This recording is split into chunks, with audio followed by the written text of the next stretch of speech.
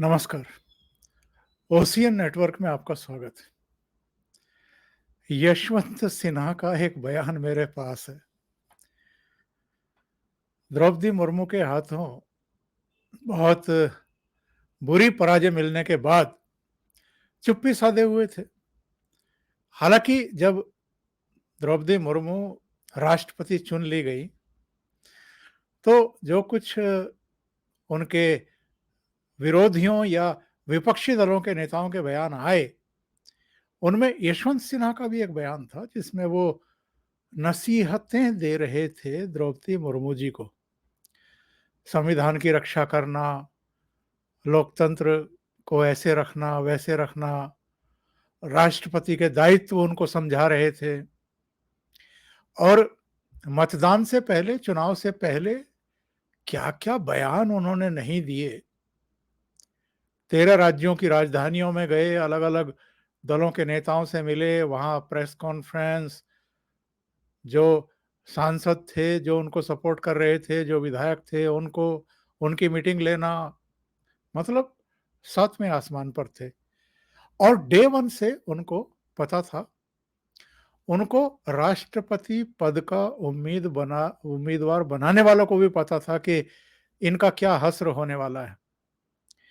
और जिस समय प्रधानमंत्री नरेंद्र मोदी द्रौपदी मुर्मू को लेकर के आए, एक आदिवासी वनवासी चेहरा, जनजाति समुदाय से पहला राष्ट्रपति बनने वाला चेहरा, उसके बाद खुद इनको आगे करने वाली ममता बनर्जी का भी बयान आ गया था कि अगर भारतीय जनता पार्टी के वो नेता जिन्होंने हमसे बात की थी, द्रौपदी जी का जिक्र कर देते कि हम आदिवासी चेहरा लेकर के आ रहे हैं, तो हम भी फिर उन्हीं को सपोर्ट करते। और आपको ध्यान होगा कि ममता बनर्जी ने यशवंत सिन्हा को पश्चिम बंगाल में, कलकत्ता में भी घुसने नहीं दिया। मना कर दिया कि आप यहाँ ना आएं, हम देख लेंगे, हमारे सांसद, हमारे विधायक सब एकजुट हैं, मतदान करेंगे। पर नहीं घुसने दिया। ऐसे कई राज्य हैं। शरद पवार ने भी भाव नहीं दिया। यही हाल कई और दलों का था, जो शुरू में द्रौपदी मुर्मू के खिलाफ इनको उम्मीदवार के तौर पर लेकर के आए थे। शुरू में तो 17 दल थे ना, जो 14 रह गए कुल। और उद्धव ठाकरे भी अपने सांसदों के पार्टी के दबाव में थे। उन्होंने भी यशवंत सिन्हा के बजाय द्रौपदी मुर्मू को समर्थन का ऐलान किया। झारखंड मुक्ति मोर्चा, जो कांग्रेस के साथ गठबंधन में है, उसने भी यही ऐलान किया।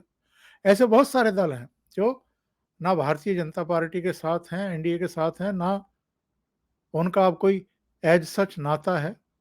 लेकिन वो सब, चाहे बीजेडी हो, चाहे वाईएसआर कांग्रेस हो, सब ने द्रौपदी मुर्मू को समर्थन दिया। उसी का नतीजा है कि वो यशवंत सिन्हा को मिले वोटों से भी 2 गुने से ज़्यादा वोट लेकर के विजयी हुई। और जम करके क्रॉस वोटिंग हुई। जिनसे इनको उम्मीद थी, उन दलों के विधायकों और सांसदों ने भी क्रॉस वोटिंग की। 127 विधायकों ने क्रॉस वोट किया और 16-17 सांसदों ने क्रॉस वोट किया। अब नई राष्ट्रपति ने कार्यभार संभाल लिया है। भव्य समारोह हो चुका है। पूर्व राष्ट्रपति रामनाथ कोविंद साहब पूर्व राष्ट्रपति हो चुके हैं। वो भी अपने नए घर में चले गए हैं, 12 जनपथ। अब इनका बयान आया है और जो बयान आया है, इसको पढ़ करके कम से कम मेरे होठों पर तो मुस्कान तैर गई। इन्होंने खुद ही अपनी भद पिटवा ली, ये बता करके कि ना तो ममता बनर्जी ने इनको फोन किया है इसके बाद, और ना इन्होंने ममता बनर्जी को फोन किया है। और बाकी दलों के नेताओं का भी यही हाल है। इनके चुनाव हारने के बाद किसी ने इनकी सुध नहीं ली। कोई इनका हालचाल नहीं पूछ रहा, भैया कैसे हो, कितनी चोट लगी है, कुछ नहीं। घायल हैं बेचारे, आहत भी हैं। उनसे ये पूछ लिया कि साहब अब आप आगे क्या करेंगे? किसी राजनीतिक दल में शामिल होंगे क्या? तो यशवंत सिन्हा ने कहा कि अब कहाँ, 84 साल की मेरी उम्र हो गई है। अब मुझे देखना पड़ेगा कि मैं आगे कितना काम कर पाऊँगा। अब राष्ट्रपति बनते तो कोई दिक्कत नहीं थी।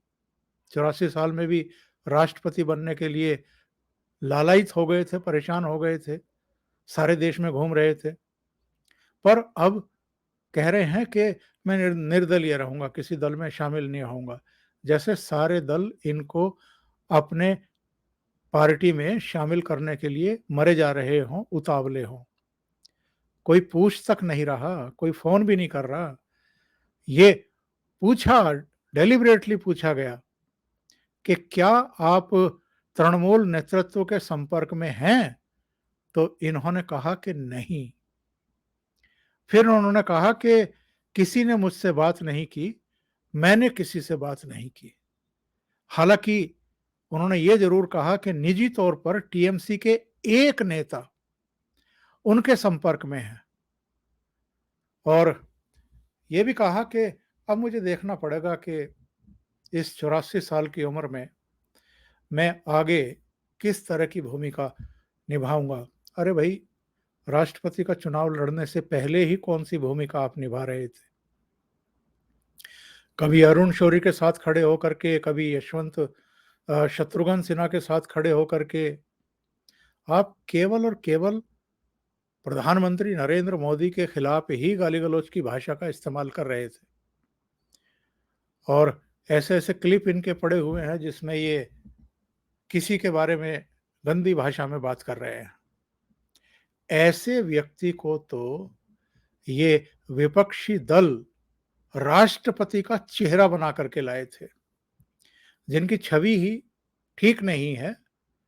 ये नहीं कि कोई भ्रष्टाचार का आरोप है या कोई गंदगी फैला रखी है या कुछ कर रखी है, लेकिन ज़बान पे ही कंट्रोल नहीं है। जब आप राष्ट्रपति पद का नाम लेते हैं, उस पर संभावित उम्मीदवारों के बारे में सोचते हैं, तो उसके लिए आपके मन में एक श्रद्धा का भाव होता है, सम्मान का भाव होता है। इनके लिए तो ऐसा कुछ नहीं है। और ये तो वैसे भी पहली पसंद नहीं थे। पहले शरद पवार को कहा गया, फिर फारूक अब्दुल्ला को कहा गया, एक आध चेहरा और आया, फिर चौथे नंबर पर जाकर के ये कूद करके तैयार हो गए कि ठीक है। बहुत सारे कांग्रेसी नाराज थे कि ये नौबत आ गई है, ये दिन आ गए कांग्रेस के कि कभी अटल जी की सरकार में वित्त मंत्री, विदेश मंत्री रहे और कभी नौकरशाह रहे। अब तृणमूल कांग्रेस में घूम-घाम करके राष्ट्रपति पद की चॉइस बताया जा रहा है विपक्षी दलों की तरफ से और कांग्रेस भी उसी को समर्थन देने के लिए मजबूर हो गई है। तो यशवंत सिन्हा,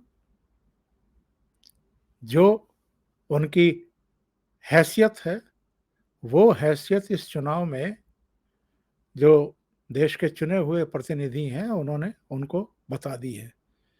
अब उनको मलाल है कि चुनाव निपट गया, जो राष्ट्रपति चुनी गई हैं, उन्होंने शपथ ग्रहण कर ली। अब मेरा क्या होगा? मुझे तो कोई पूछ भी नहीं रहा। सबसे गरिमापूर्ण बात इनके लिए ये होती, इनका सम्मान भी बचा रहता। जैसे ही प्रधानमंत्री नरेंद्र मोदी ने एक आदिवासी महिला चेहरे को सामने किया था, वैसे ही इनका ये दायित्व बनता था, ये सोचते हुए कि चूँकि देश आज़ादी की 75वीं वर्षगांठ मना रहा है, ऐसे में अगर अब आकर के एक आदिवासी को, वनवासी को, जनजाति समुदाय की महिला को ये सम्मान दिया जा रहा है राष्ट्र की तरफ से, तो मैं पीछे हट जाऊँ, अपने कदम पीछे ले लूँ। लेकिन वो भी नहीं किया उन्होंने और चुनाव लड़ते रहे, देश भर में घूमते रहे। मेरे विचार से एन्जॉय कर रहे थे कि अरे! मैं राष्ट्रपति पद का उम्मीदवार हूँ विपक्ष की तरफ से, चलो एक और अवसर मिल गया है अलग-अलग राज्यों की राजधानियों में जाकर के प्रधानमंत्री नरेंद्र मोदी के बारे में अनाप-शनाप बातें करने का। अब जो हकीकत है वो तो हकीकत ही रहती है। उसी का सामना अब वो कर रहे हैं। अभी के लिए इतना ही। बहुत-बहुत धन्यवाद। अगर आपको ये चैनल और इसके कंटेंट पसंद आ रहे हैं, तो लाइक करें, कमेंट करें, वीडियो को शेयर भी करें। अभी तक अगर आपने ये चैनल सब्सक्राइब नहीं किया है, तो सब्सक्राइब कर लें और साथ में लगे बेल आइकॉन को दबा दें, ताकि आगे आने वाले वीडियो और उनके नोटिफ़िकेशन आप तक पहुँचते रहें। बहुत-बहुत धन्यवाद। नमस्कार।